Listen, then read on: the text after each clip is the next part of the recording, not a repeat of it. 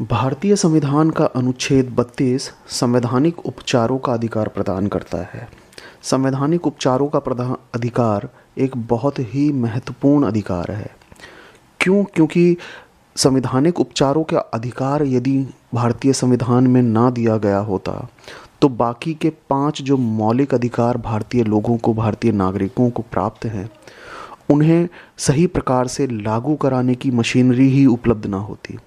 संवैधानिक उपचारों का ये जो अधिकार अनुच्छेद 32 के द्वारा दिया गया है, ये भारतीय नागरिकों को सभी मौलिक अधिकारों को लागू कराने के लिए एक पर्याप्त मशीनरी उपलब्ध कराता है।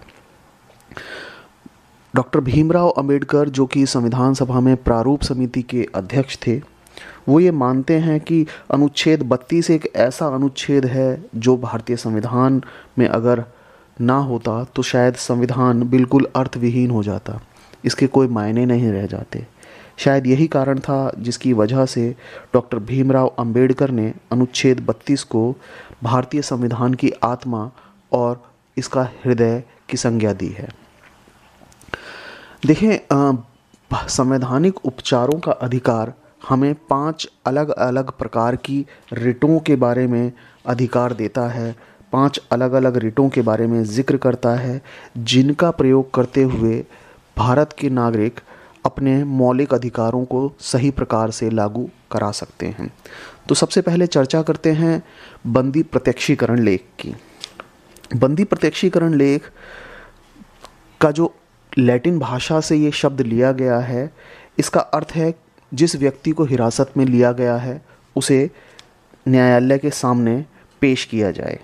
यह उस व्यक्ति के संबंध में होता है और उस व्यक्ति के मामले में न्यायालय इसमें आदेश जारी कर सकता है जिसे हिरासत में लिया गया है। यहाँ ध्यान देने वाली बात यह है कि हिरासत में जो व्यक्ति लिया गया है, यदि किसी वैलिड रीज़न के तहत उसे हिरासत में लिया गया है, उसे हिरासत में लेने के लिए कोई एक बहुत वैलिड आधार है, तो बंदी प्रत्यक्षीकरण लेख के तहत आदेश जारी नहीं किया जा सकता। लेकिन यदि न्यायालय ये पाता है कि जिस व्यक्ति को हिरासत में लिया गया है उसे हिरासत में लेने के लिए कोई भी वैधानिक, कोई भी लीगल आधार नहीं है और न्यायालय अपनी जांच में इस तरह की चीज़ पा लेता है, तो उस व्यक्ति को जिसे हिरासत में लिया गया है उसे छोड़ने के आदेश, उसे स्वतंत्र करने के आदेश जारी कर सकता है। यहाँ आप लोगों को ध्यान ये रखना है कि अनुच्छेद 32 का प्रयोग करते हुए सुप्रीम कोर्ट बंदी प्रत्यक्षीकरण की रिट को जारी कर सकता है। लेकिन इम्पॉर्टेंट ये भी है कि ना सिर्फ सुप्रीम कोर्ट को ये सारी पावर्स दी गई हैं कि अनुच्छेद 32 में जो संवैधानिक उपचारों का अधिकार दिया गया है, इसमें 5 रिट जारी सिर्फ सुप्रीम कोर्ट इशू करे। यदि कोई व्यक्ति चाहता है कि वो सुप्रीम कोर्ट ना जाकर हाई कोर्ट से इन रिटों को लागू कराए, हाई कोर्ट में जाकर रिट दायर करे, तो आर्टिकल 226 का प्रयोग करते हुए हाई कोर्ट में इन रिटों को जारी किया जा सकता है। ऐसा संविधान निर्धारित करता है। देखें, इसके बाद जो संवैधानिक उपचारों का अधिकार के तहत दूसरी रिट भारतीय लोगों को दी गई है, वो है परमादेश। परमादेश का जो अर्थ है वो है हम आदेश देते हैं। यह जिस न्यायालय के द्वारा सार्वजनिक अधिकारियों को जारी किया जाता है, यह ताकि उनके जो कार्य हैं, उनके जो कार्यों के दौरान उन्होंने किसी कार्य को करने से मना किया है, तब इसका इस्तेमाल किया जा सकता है। और यदि कोई सार्वजनिक अधिकारी किसी कार्य को करने से मना करता है, ऐसी स्थिति में परमादेश का आदेश जारी करके, रिट को जारी करके मूल अधिकारों को सही प्रकार से लागू कराया जा सकता है। भारतीय संविधान का अनुच्छेद 32 तीसरी जो रिट प्रदान करता है वो है प्रतिषेध लेख। इसका अर्थ होता है रोकना, स्टॉप करना।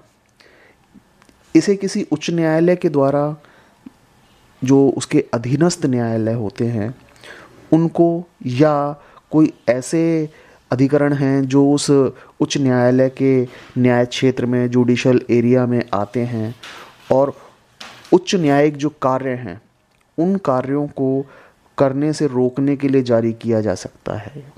प्रतिषेध लेख में जो उच्च न्यायालय है वो अपने अधीनस्थ न्यायालयों के न्यायिक कार्यों को करने से रोक लगाने के लिए जारी किया जा सकता है कि वो इस तरह से कोई काम ना करें। ये जो प्रतिषेध लेख है, ये सिर्फ ध्यान देने वाली बात है कि प्रतिषेध जो लेख है वो सिर्फ और सिर्फ न्यायिक और अर्ध न्यायिक यानी जुडिशल और क्वैशी जुडिशल जितने भी अधिकरण हैं उनके विरुद्ध ही जारी किए जा सकते हैं। ये प्रशासनिक जो अधिकरण होते हैं या कानूनी जो अधिकरण होते हैं उनके खिलाफ या कोई निजी व्यक्ति है उनके खिलाफ यह प्रतिषेध लेख इशू नहीं किया जाता है। देखें, इसके बाद जो चौथी रिट है वो चौथी रिट है उत्प्रेषण लेख।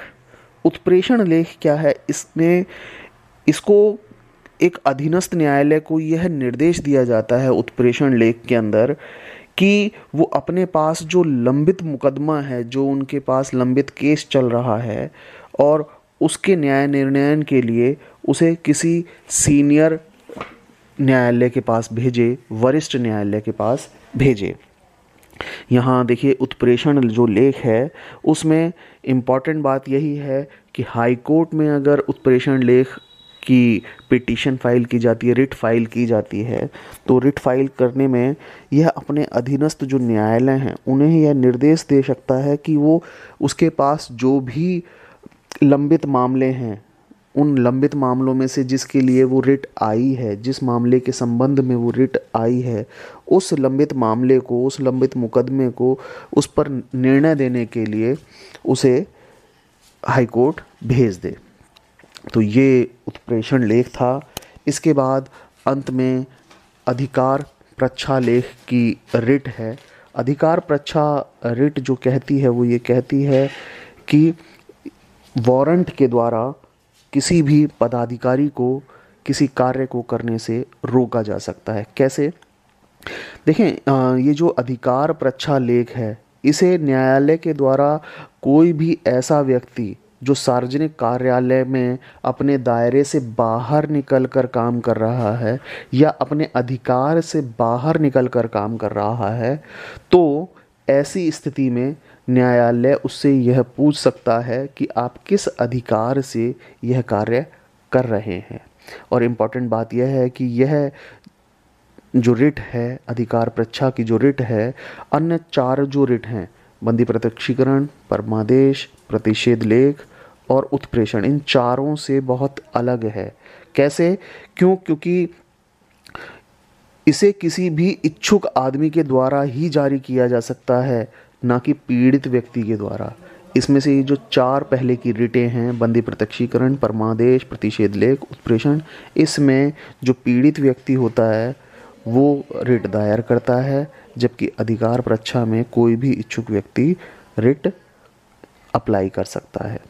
तो ये 5 रिटें हैं अनुच्छेद 32 के तहत जिनका जिक्र किया गया है संवैधानिक उपचारों का अधिकार में।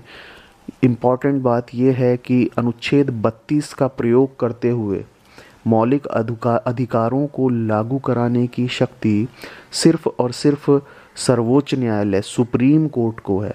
लेकिन ऐसा नहीं है कि कोई भी व्यक्ति मौलिक अधिकारों के उल्लंघन की स्थिति में सिर्फ और सिर्फ सुप्रीम कोर्ट में ही जाकर केस दायर कर सकता है, रिट लगा सकता है।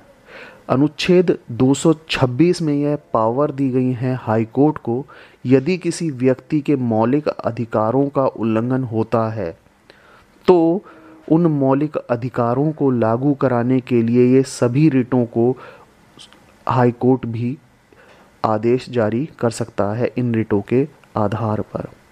तो यहाँ इम्पॉर्टेंट एक बात ये भी है कि अनुच्छेद 32 सुप्रीम कोर्ट को पावर देता है और अनुच्छेद 226 हाई कोर्ट को पावर देता है। लेकिन सुप्रीम कोर्ट में अनुच्छेद 32 के तहत अगर रिट दायर की जाती है तो ये 5 ही प्रकार की रिटें दायर की जा सकती हैं, सिर्फ और सिर्फ मौलिक अधिकारों के उल्लंघन की स्थिति में। लेकिन यदि किसी व्यक्ति के मौलिक अधिकारों के अलावा कोई कानूनी अधिकार का भी उल्लंघन हो गया है और वो ये चाहता है कि सुप्रीम कोर्ट में उसके केस की सुनवाई हो अंडर आर्टिकल 32, तो ऐसा संभव नहीं है। लेकिन ऐसा संभव 226 के तहत है। अनुच्छेद 226 हाईकोर्ट को ये वाइड पावर्स देता है कि वो मौलिक अधिकारों के अलावा यदि किसी प्रकार के कानूनी अधिकार का उल्लंघन भी हो गया है तो भी आदेश जारी कर सकता है। यह भारतीय संविधान के अनुच्छेद 32 में दिया गया संवैधानिक उपचारों का अधिकार था, जो कि भारतीय नागरिकों के सभी मौलिक अधिकारों के रक्षक की भूमिका निभाता है और सबसे महत्वपूर्ण मौलिक अधिकार बन जाता है। यदि आपको वीडियो में दी गई जानकारी अच्छी लगी हो तो लाइक करें, शेयर करें, सब्सक्राइब करें। और यदि आपको ऐसा लगता है कि किसी टॉपिक पर हमारे चैनल के द्वारा वीडियो बनाया जाना चाहिए तो आप मुझे कमेंट बॉक्स में कमेंट कर बताएं कि आप किस टॉपिक पर वीडियो चाहते हैं। धन्यवाद।